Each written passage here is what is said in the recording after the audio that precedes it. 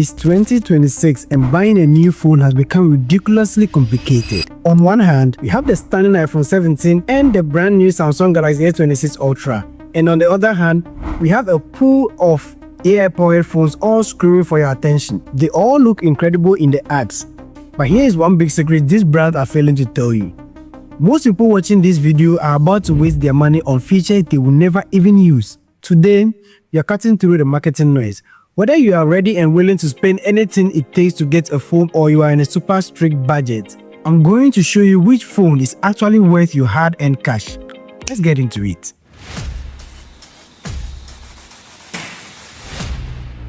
Alright, let's start at the top. For those who want the absolute best and price tag is just a number. First, the iPhone 17 Pro Max. Let's be brutally honest. If you're a content creator, especially video content creator, this is your default choice. You see, the A19 Pro chip isn't just fast. This is a monster when it comes to doing 4K videos with ease. Yes, the Apple system lock-in is real, but it's also bulletproof when it comes to reliability, so why not? If you live on Instagram, TikTok, or you do content for a living, let's just say this is your mobile office that just works, and maybe you might be on a tighter budget, and for that, anything from the iPhone 12 Pro Max all the way up is still a fantastic deal for your money. Then we have the Samsung Galaxy S26 Ultra, which just hit the market, and I might say this phone is really amazing. From the horizon lock, the privacy display screen that it featured, the S Pen, the incredible zoom camera it has, and then the AI sound removal that works in any third-party app. If the iPhone is the ultimate home office, I must say this Samsung is a step higher because of the features it brings onto the market, and is really doing a job and holding up well for its price range. And now to my favorite category.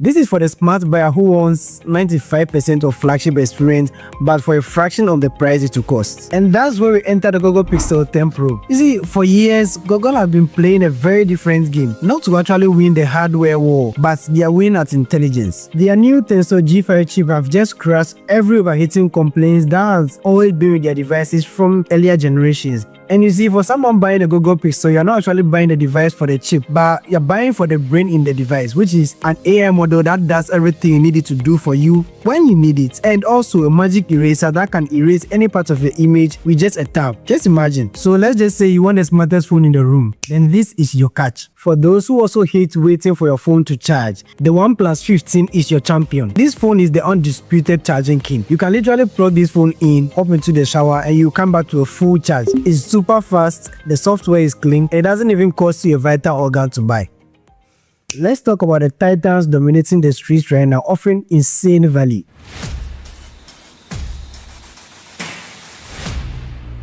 First, we have the Infinix GT series. If you're a mobile gamer, it's high time you stop looking for $1,000 devices to buy, because this might be the pick for you. The GT series delivers high refresh rate and reliability at a price that feels like a cheat code, and it also handles demanding games like Call of Duty Mobile without breaking a sweat. Next is the Tecno Camon 40 Premier, and this is for the budget-conscious creator. There is a reason they call this the portrait master, because the sheer size of the sensor on this device at its price point is mind-blowing. So if your main goal is taking stunning photos at an incredibly good price, then this phone purchases way above its class in the game.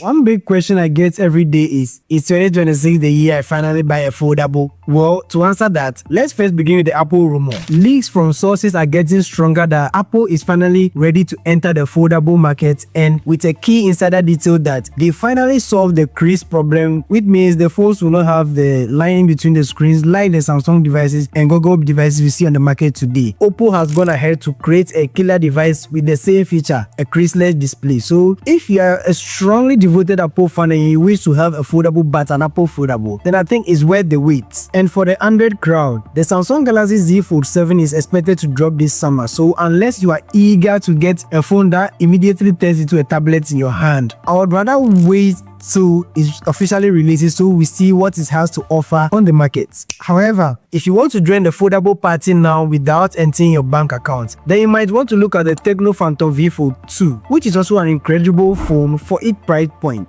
Tecno has matured in the game, and their hinge for this phone is very solid, and you get that glorious expansive tablet fold at literally half the price of a Samsung Galaxy Fold. So I think this is the smartest entry point into the world of foldables if you really want to. Finally, let's talk about real value for money.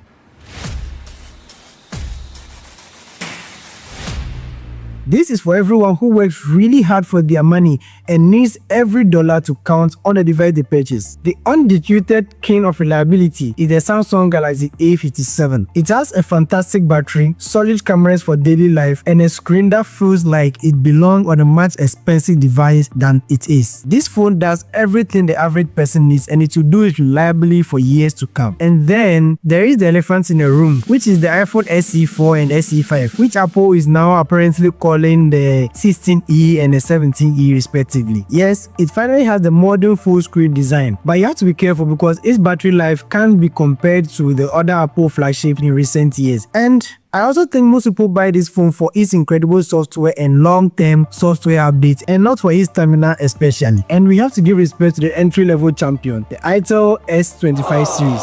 I mean, if your budget is tight, really tight, and you need to get a device, this is the answer for you. Don't expect it to edit 4K videos on the go, but if you are just scrolling TikTok, WhatsApp, or you just need to stay online with a phone that has a battery that just won't give up, then I think this is the smart pick for you. So after all this, which phone should you actually buy?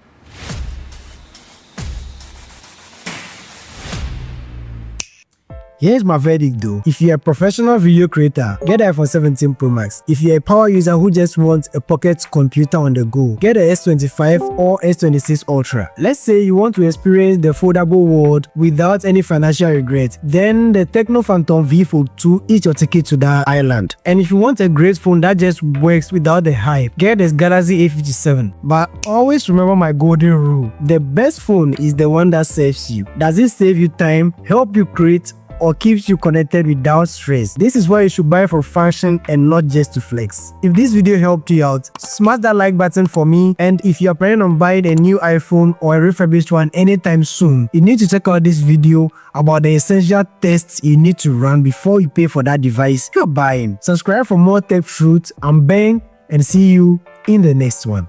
Peace.